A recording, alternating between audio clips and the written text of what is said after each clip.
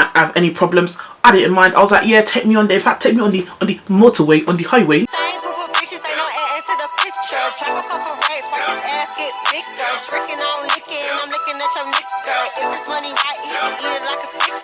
Hi everyone, it's Credit MUA.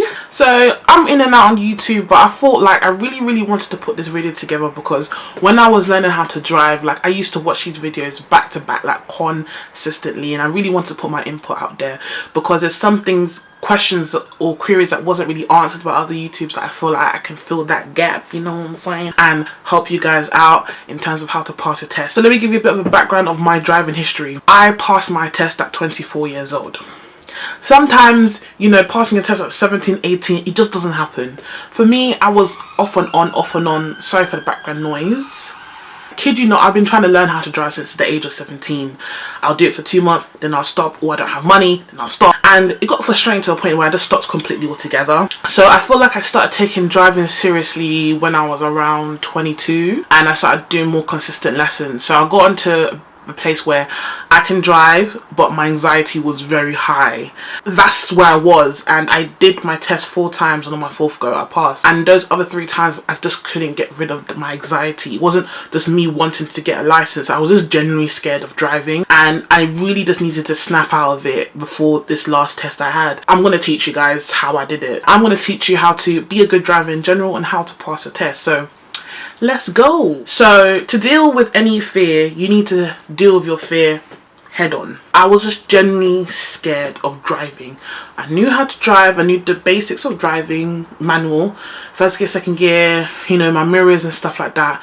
But being in a busy road, my mind just exploded, and my heart was just always pounding. How did I get rid of that now? For legal reasons, this is not true. As you guys know, I already have a car, so my car has always been around. And I used to go out driving with my friends and stuff, but because it's a pandemic, we in the panoramic, it was very difficult for me to find people available, you know, to sit in a car with me and drive around. And I just really wanted my license at this point, and I said, Chloe, at the end of the day, when you get your license, you're going to be driving alone. For legal reasons, again, this isn't true. I did go out and drive on my own for at least 2.5 months before my test. And Lord, when I tell you that helped me, if you have somebody, and I advise you, if you have someone to go over 25 and has a license for 2+ years that can go out with you, that's the legal way to do it, go for it. Have that person with you, that's the best way to do it. But I didn't have that. Now I started off small. I went to my local Sainsbury's, came back, be 5 minutes down the road, come back, and I'll start that slowly, and I started building myself up. Next thing you knew, it was my first time. I was like, Chloe, you need to get on this A13, like quickly, like it's basically a dual carriageway, and I hated merging, like that was my main thing, and I was never really taught how to merge properly in my driving lessons for some reason, so I literally had to teach myself, and bro, it was anxiety.co.uk, but after the first, second, third time of doing it, it was a flipping breeze. I don't have any problems. I didn't mind. I was like, yeah, take me on there. In fact, take me on the motorway, on the highway. When you catch me like a rat on the highway, I've been driving for over 20 years. Then take me there, because I was so confident. That experience I had 2 months before my test. So if you have access to a vehicle and you have people there to help you, to take you out, get as many hours in as possible. Do you understand? Get the hours in there. So when it came to my test, my confidence level was wow, and literally all I had to think about was like, you know, technique. Tip number 1 is basically build your confidence. So get as many hours in as possible. It's just breathing and just talking to yourself, knowing that you can do something, and then putting it into practice. Face your fear head on. So that was the most important tip for me, that worked for me. So tip number 2, I would advise at least 2 to 3 weeks before your test to do intensive. Literally the last week before my test, I had a 2-hour lesson every single day of the week. So I did about 10 hours. If you are just going down the driving lesson route with an instructor, I would say yes, break up your hours like when you're learning how to drive, the beginning stages. But when you get closer to your test, I would say if you got the time, the last 2 weeks do intensive. Be on the road every single day. Like, you need to smash it. Do you understand? Because who's paying this money again? You think I got £500 for you to be doing another 20 hours worth of lessons, book a test and everything? No, I don't have none of that money, sorry. So we need to pass this one time and one time only. It's similar to tip number 1, but this is for those who are going down the driving instructor route. So yeah, doing intensive lessons. When you're physically on the test, stay calm. I'm not a good multitasker personally. So if the instructor is talking to you about, oh, what do you do, keep it short and sweet and concentrate on the road. Don't be blabber mouthing with him, because you're gonna lose your concentration. Do you understand? Just breathe and concentrate and be calm. Like, I can't tell you, stress you enough that all the 3 tests I failed, yeah, my anxiety was on 100, and like I just wanted it so bad, yeah, and I wasn't concentrating. So when he was talking to me, I was there flapping my gums like diarrhea, and I wasn't watching what I was doing. Like, literally just like, this is your one test, man. Concentrate on the road. Like, be calm.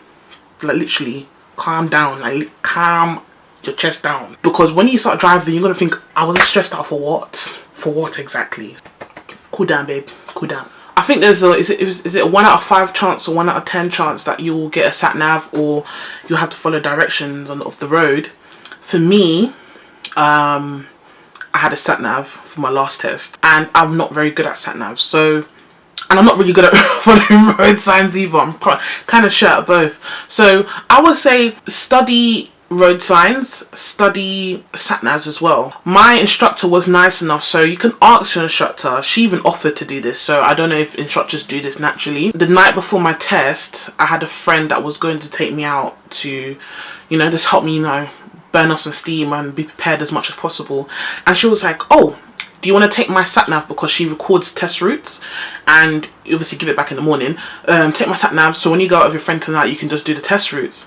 So weird enough, like, she offered it. So if you can ask your instructor, like, the night before your test, if you're able to go out of a drive with your friends, to possibly borrow their sat nav to help you know the test routes, yo, like, honestly, get practice. So like, for me, it's by luck, by chance. If your instructor will actually allow you to do that, then boy, you're actually set, because this helped me so much. I'm trying to think. As I said at the beginning of this video, I used to watch a lot of YouTube videos, and I feel like it helps so much. So learn how to merge on dual carriageways and motorways. It's just mental practice, do you know what I mean? If you have like these areas in driving that you're not really good at, like roundabouts or whatever the case may be, like, go and watch these videos and just like mentally study them. Watch a lot of videos. It's still teaching you something. Also, when you're on your test, do not rush things. Slow it down. If you know something's coming up because you're used to this route, and this part of the route is just a bit mad for you, slow it the heck down. What, you're gonna get a minor? You're not gonna get a fail for it. As long as you've done it right, you're cool. You don't have to rush, you don't have to do anything crazy. If you're going the wrong way, just go the wrong way. Do you know what I mean? But just do it correctly. Especially when you know something that you're not good at is coming up. Just slow it down. And in the UK, the way they've changed the test now, because when I did my test the first 2 times, it was the old way. And when I say they've changed the test, is that if you fail, they will take you straight back to the test center. It's coronavirus, you ain't got time to be wasting time. If you failed, you failed. You need to go. But if you realise that, yo, you know the test is like 45 minutes, something like that. Yo, it's like 30 minutes and I'm still on the road. You're nearly there. Don't get too gassed though, because you might fuck up, but you're nearly there. Like, you have not failed. Don't think because you made a mistake, yeah, you failed. No, if you know you're en route to your test, back to test center within 20 minutes, yes, you failed. Now you have good indicators if you failed or not failed.